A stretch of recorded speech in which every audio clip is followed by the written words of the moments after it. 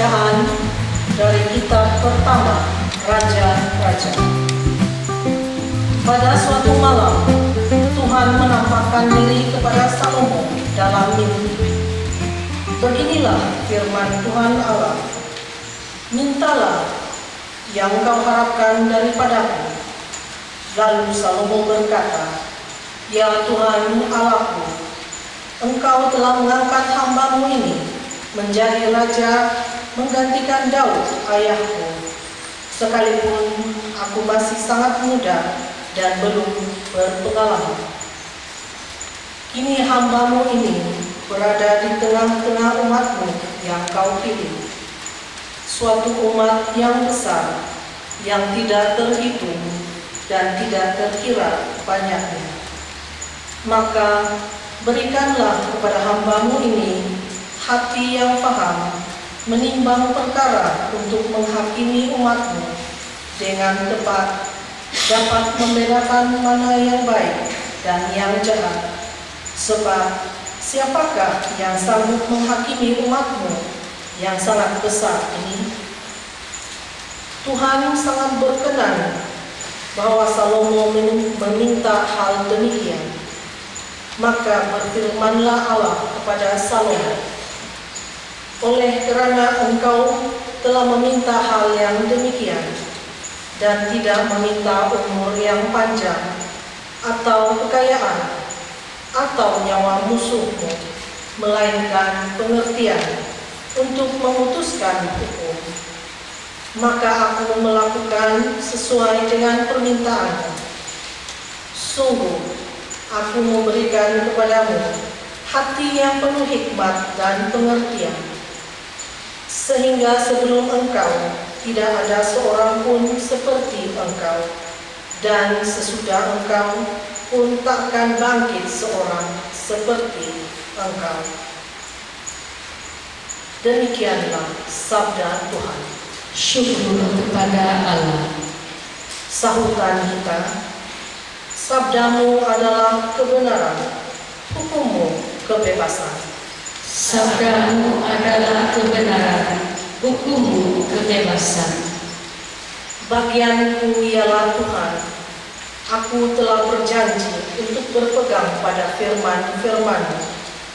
Taurat yang Kau sampaikan adalah baik bagiku, lebih berharga daripada ribuan keping emas dan perak. Sabda-Mu adalah kebenaran, hukum-Mu kebebasan. Biarlah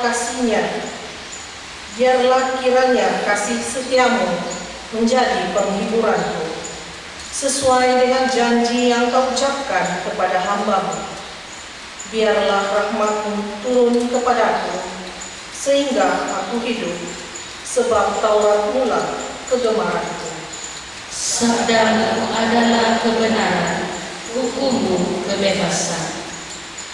Itulah sebabnya aku mencintai perintah-perintah-Mu lebih daripada emas, bahkan daripada emas tua.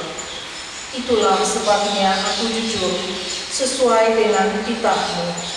Segala jalan dusta aku benci. Sabda-Mu adalah kebenaran, hukum-Mu kebebasan.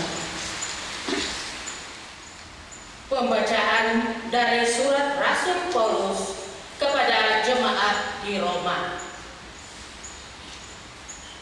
Saudara-saudara, kita tahu sekarang bahwa Allah telah bekerja dalam segala sesuatu untuk mendatangkan kebaikan bagi mereka yang mengasihi Dia, yaitu bagi mereka yang terpanggil sesuai dengan rencana Allah.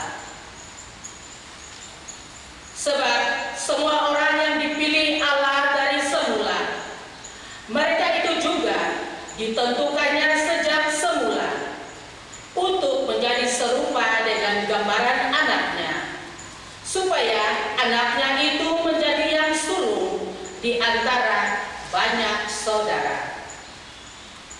Dan mereka yang ditentukan Allah dari semula, mereka itu juga dipanggilnya. Dan yang dipanggilnya, mereka itu juga diberi dan yang dibenarkannya, mereka itu juga dimuliakannya.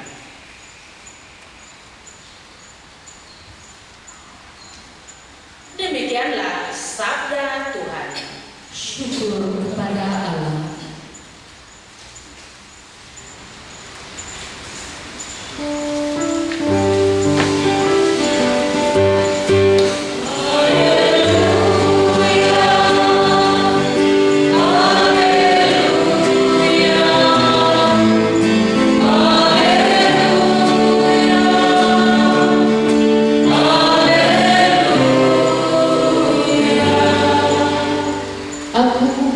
Kepadamu Bapa, Tuhan langit dan bumi, karena rahasia kerajaan telah Kau nyatakan kepada orang-orang kecil.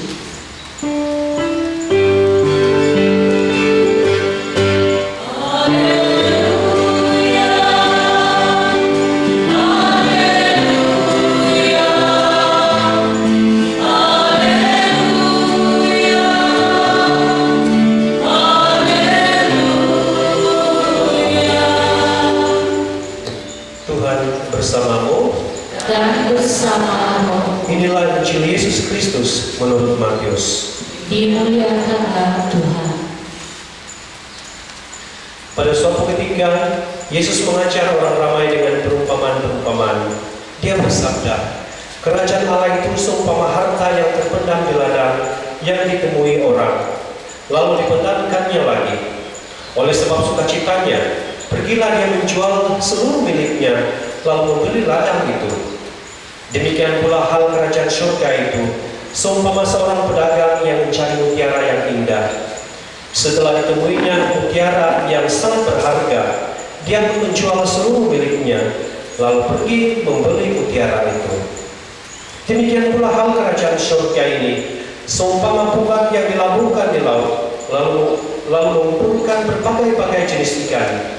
Setelah penuh, pukat itu pun diseret orang ke pantai. Lalu duduklah mereka dan mengumpulkan ikan yang baik ke dalam bakul, dan ikan yang tidak baik mereka buang.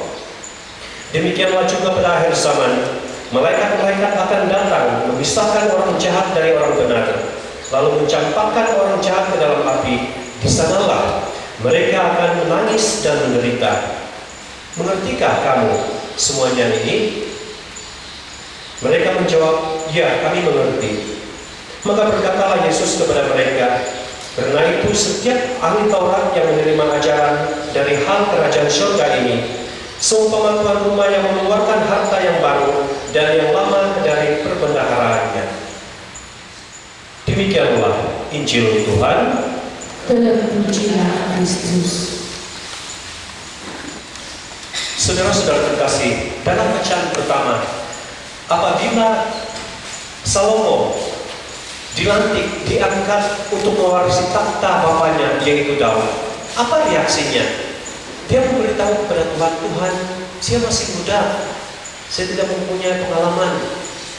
Bagaimana saya memimpin umatmu yang amat besar ini? Jadi dalam mimpi Tuhan berjumpa dengan Salomo. Okelah Salomo, kau minta apa saja yang kau mau. Saya minta kau kebebasan kamu. Saya minta kamu kebebasan untuk memilih apa yang kau mau. Sepatutnya, saudara-saudara, bagi saya, sepatutnya Salomo meminta kekayaan untuk kejayaan kerajaannya. Sebab saudara-saudari, melalui kekayaan itu dia boleh menumbuhkan ekonomi dalam sebuah kerajaan. Apabila sebuah kerajaan itu ekonominya kukuh, kesannya apa? Dari segi ketenteraan pun kuat untuk untuk mempertahankan negaranya daripada serangan-serangan musuh pada masa itu. Selalunya itulah dunia mau. Tetapi apa yang Salomo mau di sini? Tidak apalah itu Tuhan. Saya tidak, apa yang dia katakan di sini? Saya tidak mau panjang umur yang panjang. Saya tidak mau kekayaan. Tetapi apa yang dia mau? Untuk pertama, apa yang ada di dalam pikiran, Salomo sikapnya. Dia katakan, yang pertama, Tuhan, ini yang semua yang bakal saya pimpin ini, yang pertama umatmu, bukan umat saya. Saya hanya Engkau pergunakan untuk mengelola, untuk memimpin, untuk memelihara mereka. Itu yang pertama dan terutama. Di dalam gereja juga, sebagai uskup, sebagai padri, jangan pula yang kita bilang, saya umat bishop. Kita semua umat Tuhan. Bishop dan para padri itu hanya ditugaskan untuk menggembalakan. Dan ingat, mesti tertanam setiap pikiran pemimpin gereja bahwa yang dipimpinnya adalah umat Tuhan. Oleh itu, sebagai gembala tidak berhak untuk mengambil kesempatan terhadap dombanya, tidak berhak mengambil kesempatan untuk melukai dombanya atau menjual dombanya. Dan sesudah itu, saudara-saudari, apa yang dia katakan di sini, berilah saya hikmat, yaitu untuk mengerti, ataupun untuk berilah saya hati yang memahami, untuk mau mengadili secara adil. Dan bukan itu saja, berilah saya hati juga untuk memahami mana yang baik dan mana yang jahat. Itu saja saya mau Tuhan. Itu sejak bijaksana yang saya mau darimu Tuhan. Maka Tuhan benar-benar memperkenankannya. Dan apa yang terjadi? Berkat itu terus berlimpah-limpah ke atas Salomo dan juga kerajaannya. Karena apa, saudara-saudara? Bagi saya, kenapa penting sekali itu yang pertama dan terutama, kebijaksanaan itu. Walaupun dalam sebuah negara itu, walaupun kita kaya raya, banyak harta, tetapi kalau kita tidak mempunyai kebijaksanaan untuk mengelolanya, tidak berarti, jangan heran kalau semuanya harta itu hanya untuk kepentingan pribadi. Dan bukan saja bagi dunia, kebijaksanaan itu apa? Bagi dunia, kebijaksanaan itu harus mempunyai pelajaran yang tinggi. Dan ramai orang yang mempunyai pelajaran yang tinggi sehingga jadi pemimpin. Tapi apa? Apa yang kita lihat? Kalau benar-benar tidak ada kebijaksanaan yang daripada Tuhan yang menyertai, apa yang terjadi? Pelajaran tinggi tetapi moral rendah. Pelajaran tinggi tetapi rasuah, gila kuasa di mana-mana. Seolah-olah tidak tahu lagi membedakan mana yang baik dan mana yang buruk. Yang jahat juga semua dilayani, diambil. Sehingga rakyat yang menderita dan sebagainya. Memerlukan kebijaksanaan daripada Allah. Dan saudara-saudara, ini amat berkaitan rapat sekali, ya. Pilihan Salomo amat berkaitan rapat sekali dengan pembacaan Injil hari ini. Apa yang terjadi di dalam bacaan Injil yang kita dengar sebentar tadi? Apabila seorang itu menemukan harta yang terpendam di dalam satu ladang itu, apa yang dia lakukan? Dia menguburkannya balik, mengembalikannya balik. Dan dia membuat satu langkah. Dia tidak terus mengambilnya sebab dia tahu itu bukan haknya yang pertama dan terutama. Tetapi kebijaksanaan yang dia pakai itu, dengan adil dia katakan, untuk saya memiliki harta ini, pertama saya harus memiliki ladang ini dulu. Dan dia berusaha. Dan sudah itu dia menjual segala hartanya. Mungkin dia banyak kambing ataupun domba, ataupun mungkin dia banyak unta, banyak lembu dan sebagainya. Dan semuanya itu dijualnya. Bukan semuanya itu tidak berguna. Tetapi kalau kita tengok dari segi nilainya, kalau binatang itu kita terus melihara di sana, nilainya akan jatuh. Kalau babi itu yang sudah tua, sudah beranak berapa kali, kita pergi beli, daripada harga 25 ringgit sekilo, tinggal 10 ringgit sekilo saja itu, nilainya akan turun. Dan itu yang dia pikir. Tetapi dia menjual semuanya itu sesuatu yang tidak berkekalan, satu nilai yang akan jatuh, tetapi dia menggantikannya dengan tanah. Ingat saudara-saudari, tanah tidak pernah jatuh nilainya. Bahkan setiap tahun naik saja nilainya. Betul tidak? Ini suatu kebijaksanaan. Dan ada orang yang mempunyai banyak uang, cara dia melakukannya apa? Membeli banyak kereta-kereta mewah untuk glamour, lebih daripada keperluannya. Tetapi apa guna? Perlahan-lahan sebuah kereta juga itu nilainya perlahan-lahan akan jatuh dan akan rusak. Kalau ada duit yang banyak, carilah tanah. Si beli dari sana, nilainya akan terus meningkat ataupun berumah. Bijaksana sedikit. Dan inilah sebuah kerajaan Allah itu yang memimpin kita, mendorong kita untuk menjadi orang yang bijaksana. Dan bukan itu saja. Tengok yang seorang yang menemui harta tadi itu, apabila dia menemui harta, dia berhak untuk terus mengambil tahu, sebab tidak ada orang yang nampak. Wah, banyak godaan. Tetapi apa yang dia katakan, tidak, saya tidak mencuri, ini bukan hak saya. Saya tidak terus mengambilnya. Saya mau mengambilnya dengan cara adil, dengan membeli tanah ini dulu. Jadi saudara-saudari, soal kerajaan Allah itu adalah soal keadilan juga. Bukan saja soal keadilan, tetapi soal kejujuran hati itu. Inilah. Dan inilah yang Yesus gambarkan sebagai kerajaan Allah. Dan kerajaan Allah itu untuk memiliki nilai yang tidak pernah lupus itu memerlukan pengorbanan. Seperti seorang tadi, orang yang tadi itu menemui harta, dia harus banyak yang dikorbankan, dia jual, dia tinggalkan di dalam kehidupan kita untuk membeli kerajaan Allah.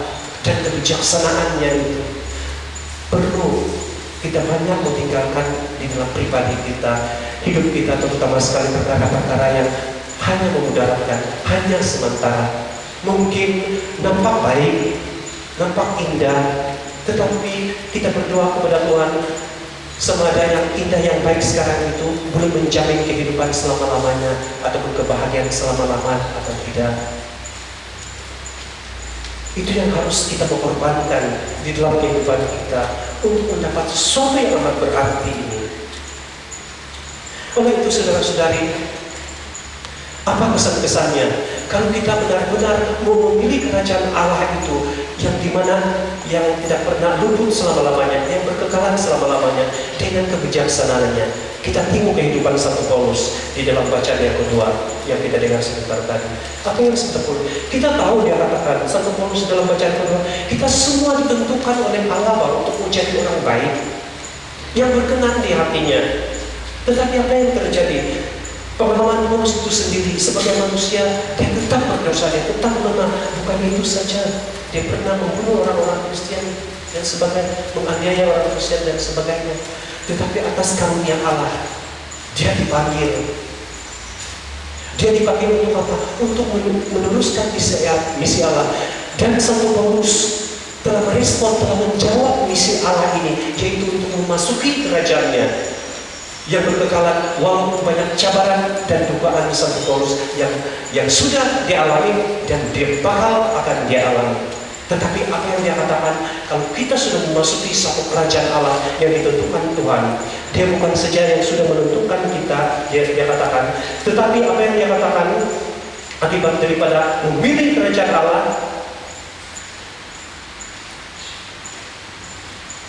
dia kata sebab semua orang dipilih Allah semula dan juga ditentukannya sejak semula dan menjadi serupa dengan gambarannya, supaya anaknya itu menjadi sulung di antara saudara-saudara. Dan mereka yang ditentukan Allah dari semua, mereka juga dipanggilnya untuk apa? Meneruskan misinya. Dan yang dipanggilnya bukan sampai di sana saja, mereka juga dibenarkan yang tahu. Dibenarkannya untuk apa? Untuk tinggal bersama-sama dengannya.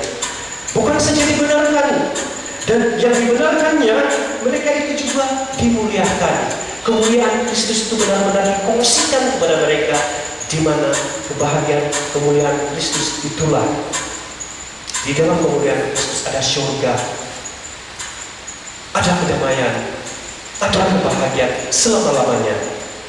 Dan inilah saudara-saudari, oleh itu kita berdoa kepada Tuhan agar sebagai hidup kita sebagai orang Kristen pada masa yang sama, hidup kita adalah manusia biasa, tidak lari daripada kelemahan.